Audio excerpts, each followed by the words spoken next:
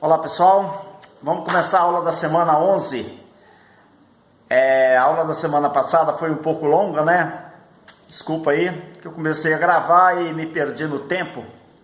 Mas eu vou colocar um despertador aqui agora para bater o sinal e a gente fazer uma aula dentro do previsto, tá bom? Bom, semana 11 eu vou corrigir exercícios da nossa apostila, legal? Eu vou corrigindo até bater o sinal, tranquilo? Bom, então vamos lá. Tá aí, ó. Atividades de quarentena. Terceira série pré-vestibular. Alfonso Favalé sou eu. favalessa.marte@apvix.com.br. Meu e-mail, função exponencial. Nós estamos na página 49, superatividades 2. Tranquilo?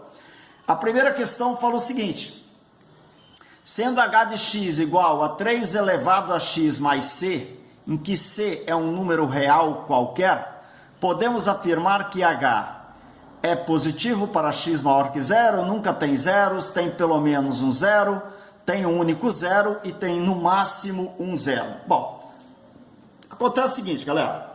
Se você tem uma função h de x igual a 3 elevado a x mais c, a primeira conclusão que eu tiro é o seguinte: como a base da minha exponencial é maior do que 1, a minha função obrigatoriamente é crescente.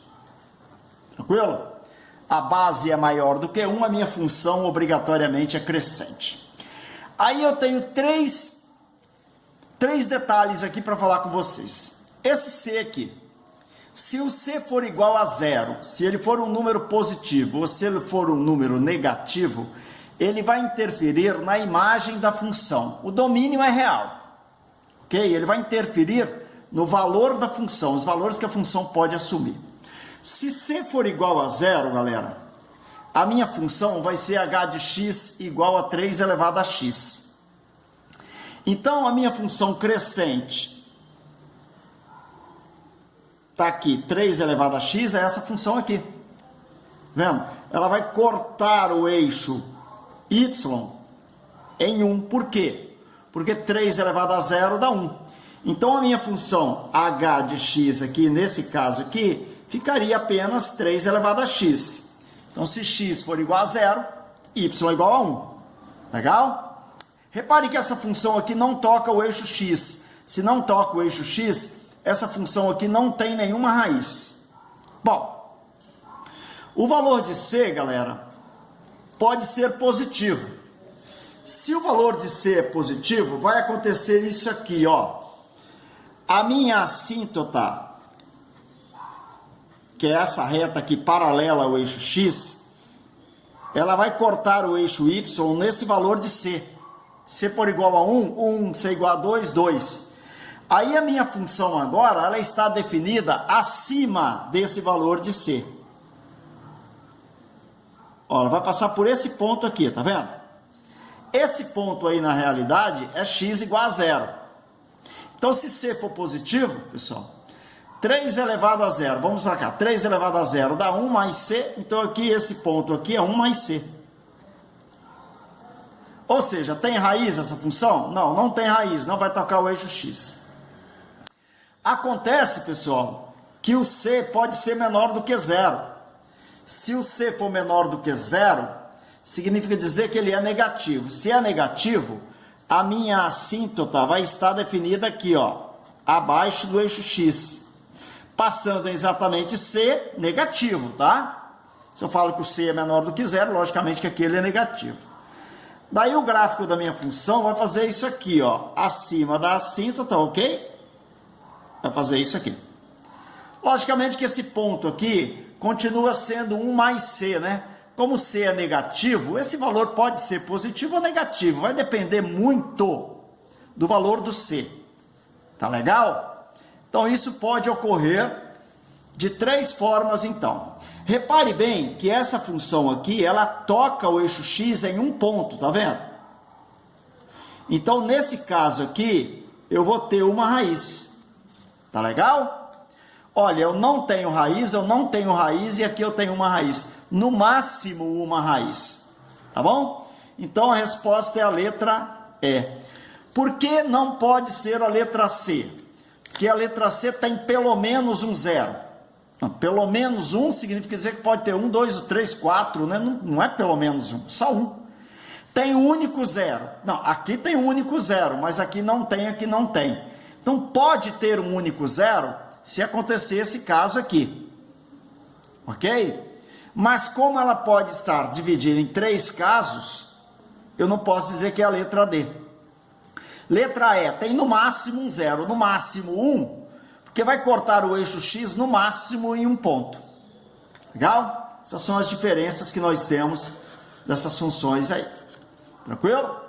Pode fazer um print aí se quiser. Vou dar uma estudadinha. Printou? Ok. Número 2. Deixa eu tirar esses daqui de baixo. Colocar aqui. Número 2.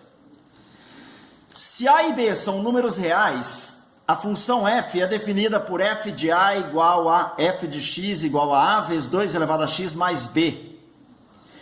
E para todo x real, tem-se f de 0 igual a 0, f de 1 igual a 1.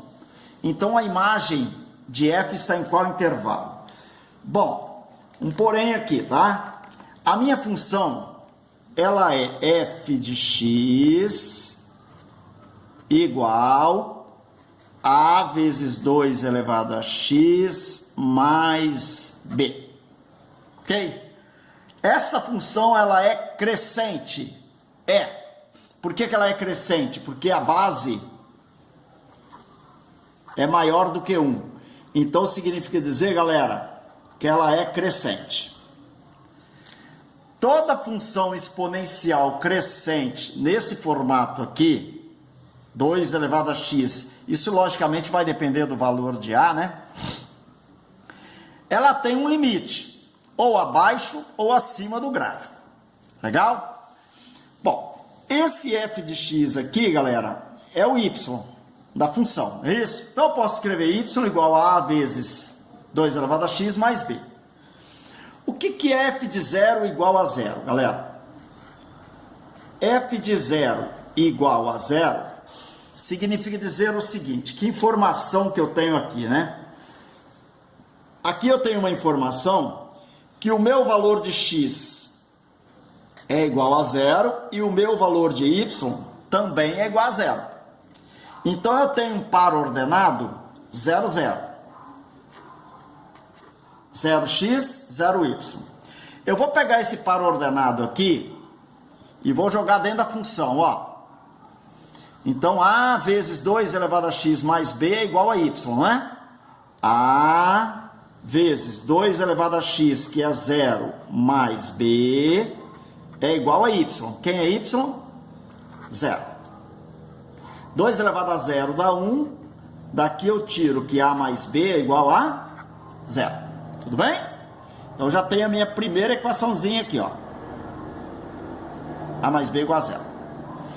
A outra informação que eu tenho, f de 1 igual a 1. Do mesmo jeito, galera, ó. Esse 1 aqui é o valor do x, esse outro 1 aqui é o valor do y. Ok? Então, eu tenho par ordenado 1 e 1. Quando eu colocar 1 no lugar do x, o resultado vai dar 1. A vezes 2 elevado a 1 mais b é igual a 1. 2a mais b é igual a 1. Eu tenho minha outra equação. É só resolver o sistema que eu acho A e B. Qual o sistema? A mais b igual a 0, 2a mais b igual a 1. Então, eu vou colocar aqui 2a mais b igual a 1. Vou colocar A mais B igual a 0. E vou subtrair a primeira equação da segunda. 2A menos A. A. B menos B.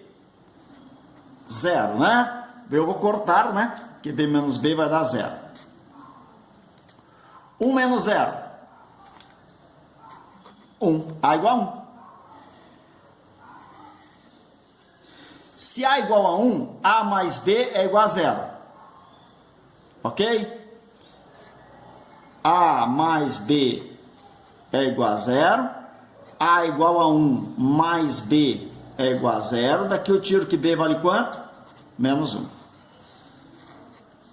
Então, pessoal, a minha função f de x é igual a vezes 2 elevado a x mais b. A vezes 2 elevado a x mais b. Quem é b? Menos 1. Ok? Então, a minha função f de x vai ser igual a 2 elevado a x menos 1. Ok.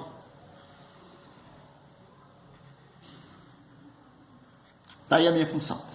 Agora eu vou fazer um esboço gráfico dela, tudo bem? Esboço gráfico dela.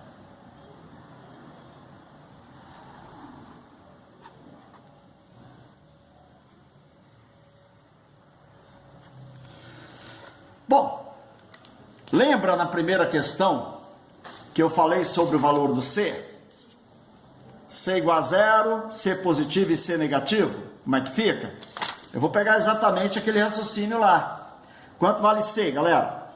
No caso aqui não é menos 1? Tá vendo esse menos 1 aqui? Então a minha assíntota vai passar exatamente aqui em menos 1. O gráfico da minha função nunca vai tocar essa assíntota, tá? Ele sempre vai estar definido acima da assíntota. Professor, por que acima da assíntota? Porque a função é crescente.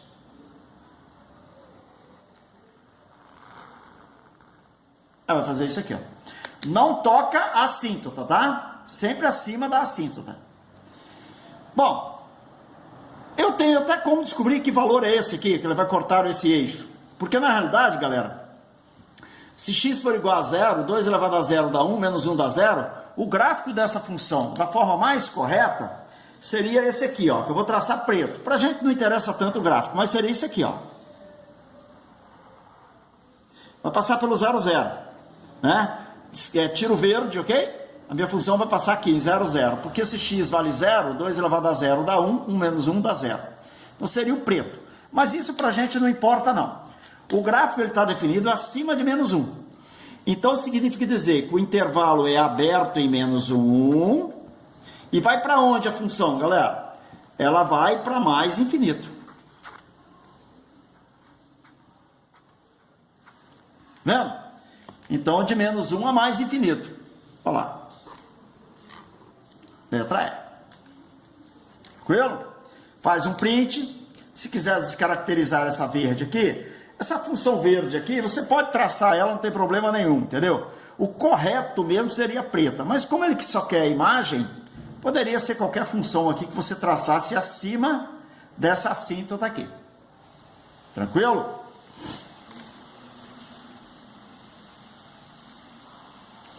Ok.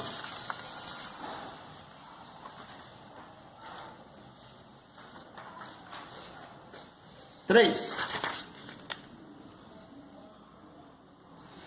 A desintegração de substância radioativa é um fenômeno químico modelado pela fórmula Q igual a 10 vezes 2 elevado a K vezes T, em que Q representa a quantidade de substância radioativa em gramas existente no instante T em horas. Quando o tempo T é igual a 3,3 horas, a quantidade existente Q vale 5. Então, o valor da constante K é... Existem duas formas de fazer essa questão. Vamos fazer uma forma rápida, legal? Depois eu faço uma forminha mais demorada. Mas olha só, galera. Ele falou que Q é igual a 10 vezes 2 elevado a K vezes T, ok? E olha a informação que ele deu pra gente. Quando o tempo é igual a 3,3 horas, a quantidade Q existente, final, é 5.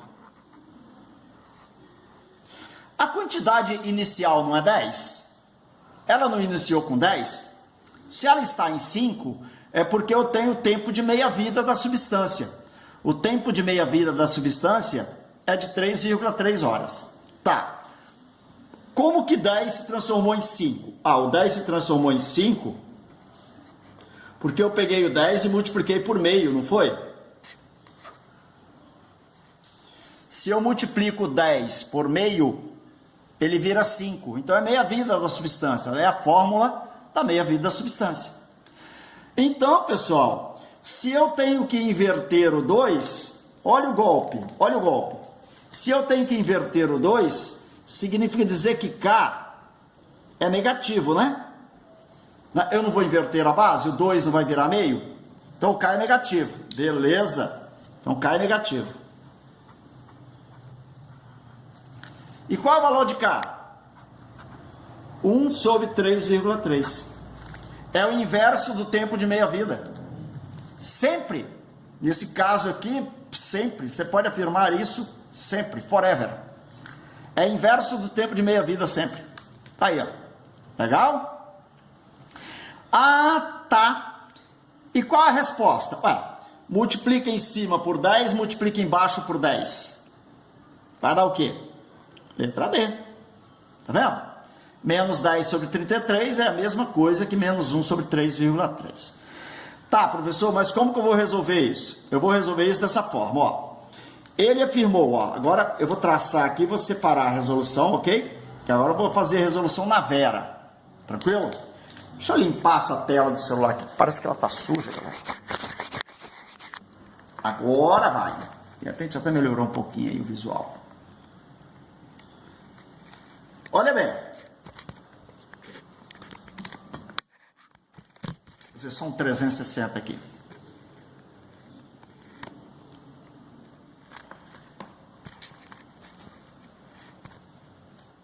Olha só, o que vai acontecer aqui?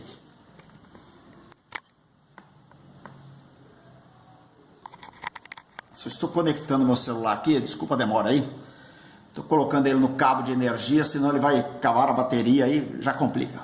Então vamos lá, olha o que acontece aqui.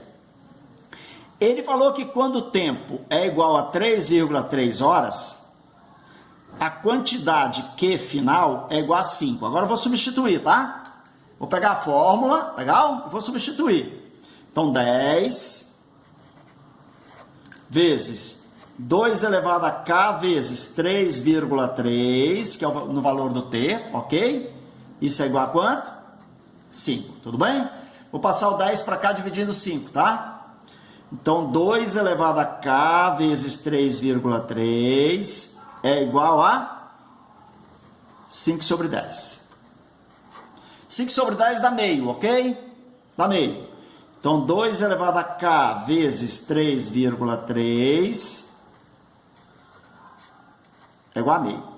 Muito bem. Separou aqui? Eu vou inverter esse meio aqui.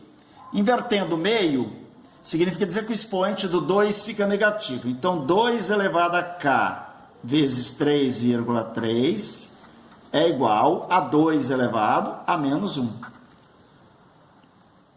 Bases iguais, expoentes iguais. K vezes 3,3 igual a menos 1. Quem é K? Menos 1 sobre 3,3. Pronto.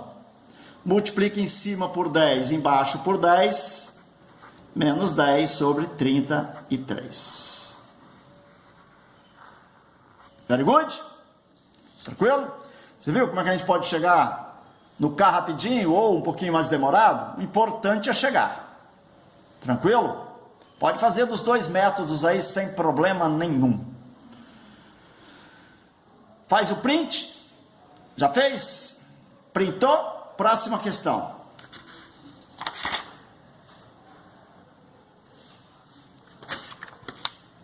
Quatro. O crescimento de uma determinada cultura de bactérias é matematicamente descrito pela função x de t igual a 10 elevado a 3 vezes e elevado a lambda t. Vou colocar a fórmula aqui, ó. X de t, ok? Igual a 10 ao cubo vezes e elevado a lambda vezes t. Ok. Bom, Daí ele fala, galera, que o ezinho é a base do logaritmo neperiano, ele dá esse valor, 2,7182. Esse valor é fixo, esse valor não muda não, legal? Isso é chamado número de Euler. Na realidade é bom saber que ele é maior do que 1 apenas, que facilita muito. Bom, vamos lá. Lambda é uma constante positiva. Agora olha o golpe, olha o golpe. Se lambda é uma constante positiva e a base da minha exponencial, que é o ezinho, é maior do que 1, significa dizer que a minha função é crescente. É positivo, não precisa inverter a base. A base é maior do que 1, a função é crescente. Então o gráfico dela eu sei, ó. Tá vendo? São crescentes. Legal?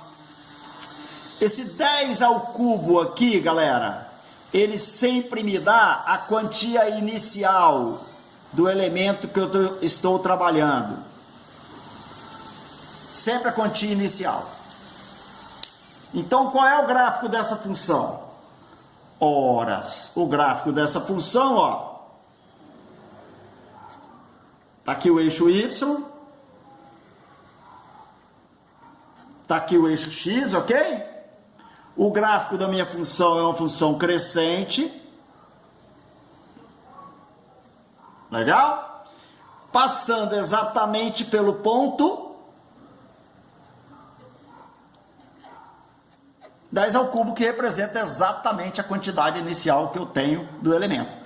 O crescimento é determinado por cultura de bactérias. Então, inicialmente, eu tenho 10 ao cubo bactérias. Professor, por que esse gráfico ele não vem para cá? Porque no eixo X, galera, eu tenho a representação do tempo, né? E meu tempo não pode ser negativo, legal? T igual a 0 é exatamente o início do processo. E aí, se você colocar t igual a 0 aqui, ó, isso aqui dá 1. Como isso aqui é igual a 1, a quantidade inicial é 10 ao cubo vezes 1, 10 ao cubo. Tranquilo? Muito bem. Tá aí a resposta da questão. Deixa eu só ver a letra para falar para vocês qual seria a letra. Isso seria a letra C, a alternativa letra C. Tudo bem? Foi a 4, printou aí. Vamos a 5. Essa 5 aqui gerou um pouquinho de dúvida. Alguns alunos perguntaram muito sobre ela. Legal?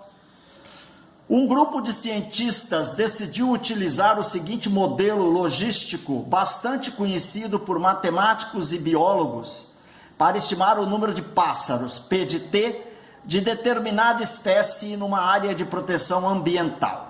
P de T igual a 500 dividido por 1 mais 2 elevado a 2 menos T. Vou colocar aqui, ó, P de T é igual a 500 dividido por 1 mais 2 elevado a 2 menos T. Legal? Sendo T o tempo em anos e T0 o momento em que o estudo foi iniciado. Legal. Em quanto tempo a população chegará a 400 indivíduos? Bom, em quanto tempo a população chegará a 400 indivíduos? O que eu faço? Eu pego aqui e vou igualar a 400. Eu quero que isso se torne igual a 400. E agora? Bom, agora eu posso eliminar os zerinhos aí. Não posso eliminar alguns zerinhos? Ó, vou tirar 2 zerinhos aqui, 2 zerinhos aqui. Tranquilo? Vou passar esse 1 mais 2 elevado a 2 menos t para lá, multiplicando 4. Então, vai ficar 5 igual 4 vezes 1, 4 mais 2 elevado a 2 menos t vezes 4 vai dar 4 vezes 2 elevado a 2 menos t. Não pode multiplicar, hein, galera? Não pode multiplicar. Vou passar esse 4 para cá, ok? 4, 5 menos 4 vai dar 1. Então vai ficar 4 vezes 2 elevado a 2 menos t igual a 1. Tá bom? Que 5 menos 4 vai dar 1. Beleza. Esse 4, pessoal, eu posso passar para lá dividindo 1. Então eu vou ficar com 2 elevado a 2 menos t igual a 1 sobre 4. Muito obrigado, meu filho. Obrigado. O meu assistente de produção veio aqui me ajudar. Bom, galera, 1 sobre 4 é a mesma coisa que 1 sobre 2 ao quadrado, tá? E 1 sobre 2 ao quadrado é a mesma coisa que 2 elevado a menos 2, tá? Legal? Então significa dizer que 2 elevado a 2 menos t é igual a 2 elevado a menos 2. 2 elevado a 2 menos t é igual a 2 elevado a menos 2. Bases iguais, expoentes iguais. 2 menos t igual a menos 2. Daqui eu vou tirar que t é igual a 4. Observe que o tempo está em anos, tá? Em 4 anos eu vou chegar a 400 espécies. Tranquilo? À medida que o tempo t aumenta, o número de pássaros dessa espécie se aproxima de qual valor? Justifique sua resposta. Olha bem, à medida que o tempo t aumenta, o número de pássaros dessa espécie se aproxima de qual valor? Pessoal, a fórmula é P de t igual a, vamos colocar a fórmula aqui, 500 dividido por 1 mais 2 elevado a 2 menos t. Observe que agora eu não tenho valor nenhum para substituir. Ele só falou que o tempo vai aumentar. Então, pessoal, eu só vou pegar esta parte da função para analisar.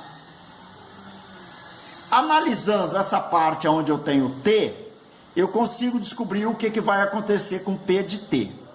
Então, vem para cá, para o lado aqui, ok?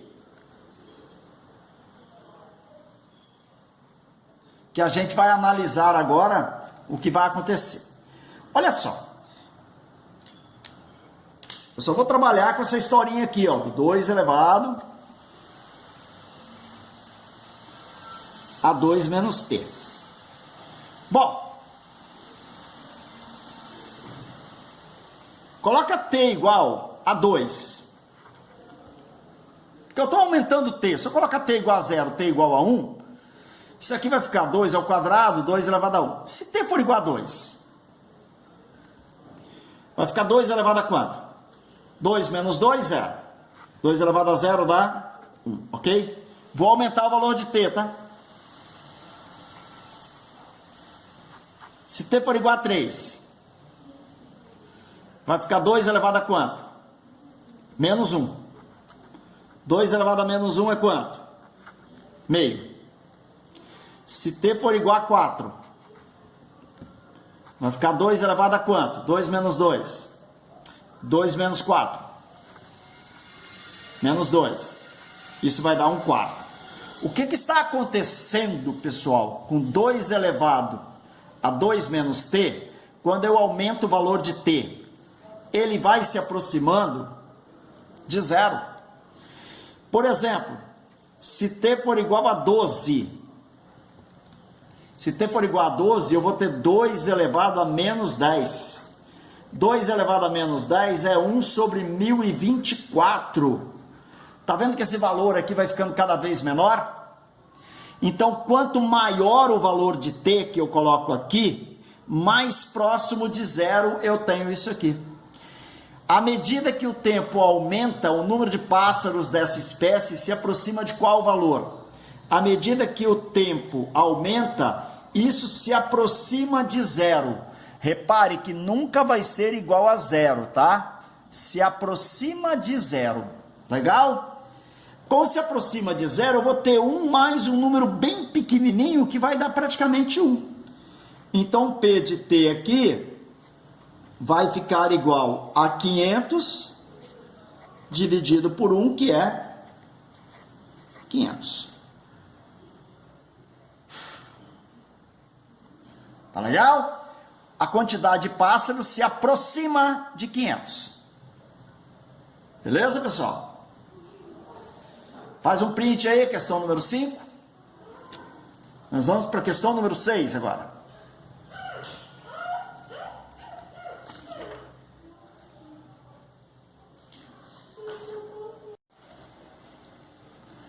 Questão número 6. É considerado doping se 1 miligrama ou mais de uma certa substância for detectada na corrente sanguínea de um atleta. Sabe-se, porém, que o organismo elimina 25% da quantidade dessa substância contida no sangue a cada 6 horas.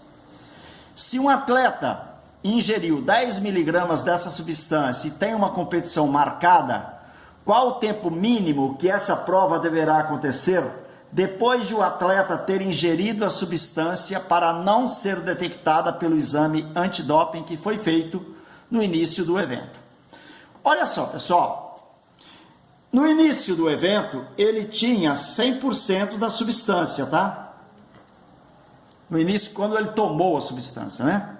Ele tinha 100% da substância. Vai perder 25%. Se vai perder 25%, vai ficar com 75%, ok? 75% é 75 por 100, que é exatamente igual a 3/4. Por isso que ele deu 3/4 elevado a menos 8 aqui, ó. Tá vendo? Legal? Muito bem. Então significa dizer que ele vai ficar com 3/4 da substância, ok? A cada período de 6 horas. Qual a quantidade inicial de substância que ele tinha? 10. Depois de 6 horas, ele vai ter quanto de substância? 3/4. Mas eu vou descobrir aqui em quantos períodos que a quantidade de substância ficou igual a 1 miligrama. Tá vendo? 10 é a quantidade inicial. Depois de 6 horas, ele tem 3/4 de 10. Mas quantos períodos de 6 horas a substância chega a 1 miligrama? É isso aqui que eu tenho que resolver. É isso que ele quer. Vou passar esse 10 dividindo 1. Aí eu vou ficar aqui com 3/4 elevado a P igual a 1 sobre 10. Eu vou ficar com 3/4 elevado a P igual a 10 elevado a menos 1. Tudo bem? Bom, qual o problema que eu tenho aqui? Ih, professor, eu não tenho como igualar a base. Normalmente, quando não dá para igualar a base, galera, a gente tem que aplicar logaritmo, né? Que é o princípio do logaritmo. Mas ele deu a minha potência de 10 aqui, ó, em função do 3/4, tá vendo? Mas aqui eu tenho 10 elevado a menos 1. Bom, se 10 é igual a 3/4 elevado a menos 8, eu quero 10 elevado a quanto? 10 elevado a menos 1, né? Se eu for levar o primeiro membro a menos 1, eu levo o segundo membro também a menos 1. Legal. Menos 8 vezes menos 1 dá 8. Então significa dizer que eu vou ter isso aqui, ó.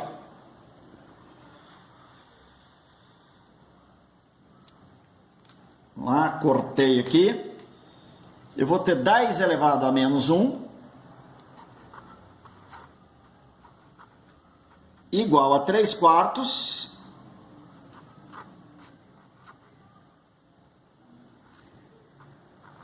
elevado a 8. Então, no lugar do 10 elevado a menos 1, eu coloco isso aqui. 3/4 elevado a P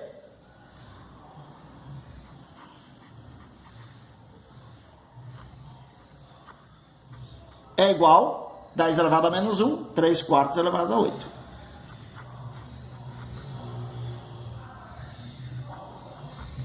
Ok? Minhas bases agora são iguais. Se as bases são iguais, os expoentes são iguais.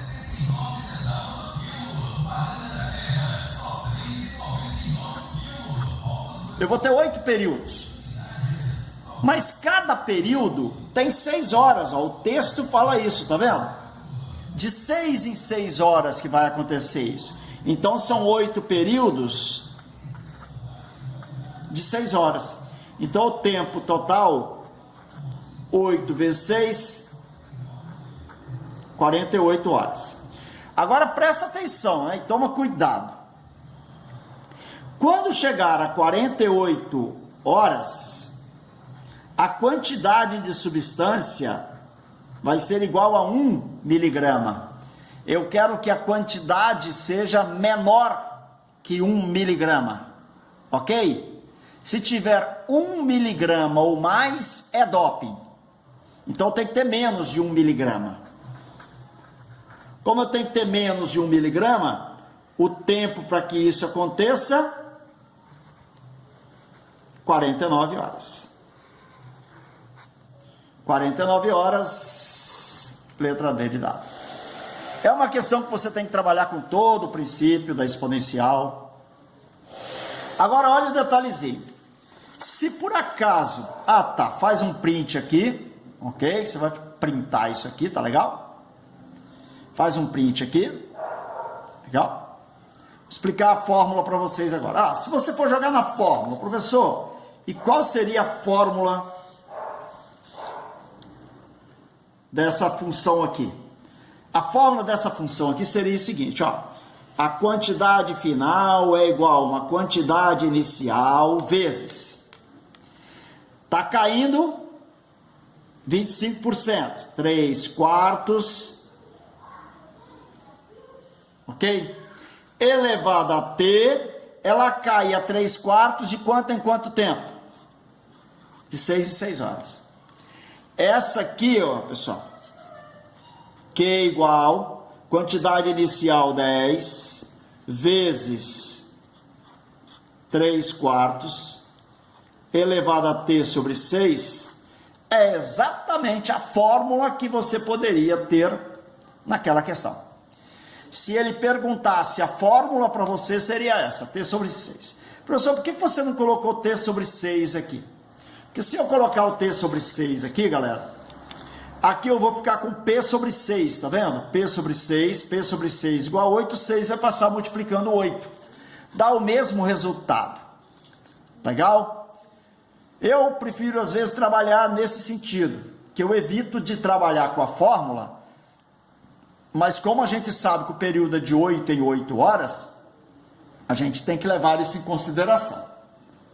Tranquilo? Bom, vamos fazer a questão número 7 aqui. É a última por enquanto, ok? Para a gente não extrapolar o nosso tempo. Considere que uma substância radioativa se desintegra de tal maneira que, após decorrido um tempo T, em anos, a quantidade ainda não desintegrada da substância é dada pela função S igual a S0 vezes 4 elevado a menos T sobre 8. S igual a S0 vezes 4 elevado a menos T sobre 8. Tá vendo? Ok. S0 representa a quantidade inicial. Sempre falei disso, né? Após quantos anos a parte não desintegrada da substância corresponde à metade da quantidade inicial? Bom, posso fazer isso aqui, quer ver? S igual S0 vezes 4, não é 2 ao quadrado? Né? Isso não está elevado a menos t sobre 8? Beleza? Então, quem é S? S é S0 vezes 2 elevado, 2 vezes t sobre 8, simplifico 2 com 8, vai dar menos t sobre 4. Eu já sei, galera, que a resposta é a letra D. De 4 em 4 horas cai a metade. Por quê, professor? Calma que se você não entender eu explico. Vem para cá. S igual a S0 vezes. O 2 não está elevado a um expoente negativo? Então eu vou inverter a base para que meu expoente fique positivo. Olha lá, olha o golpe. Tá vendo? Se o S0 fica multiplicado por meio, é porque o S0 vai cair a metade. Se for cair a metade, o t tem que ser 4. Porque meio elevado a 1, 4 sobre 4 dá 1, vai dar meio. Mas, vamos lá. Eu quero que essa quantidade aqui seja metade da quantidade inicial. A quantidade inicial é S0. S0 sobre 2. Essa quantidade aqui seja metade da inicial. Bom, cortou. Eu vou ter aqui meio elevado a t sobre 4 igual a meio. Ok? Você concorda comigo que esse meio aqui, ele pode estar elevado a 1? Tá. Bases iguais, expoentes iguais. T sobre 4 igual a 1, t igual a 4 vezes 1, 4.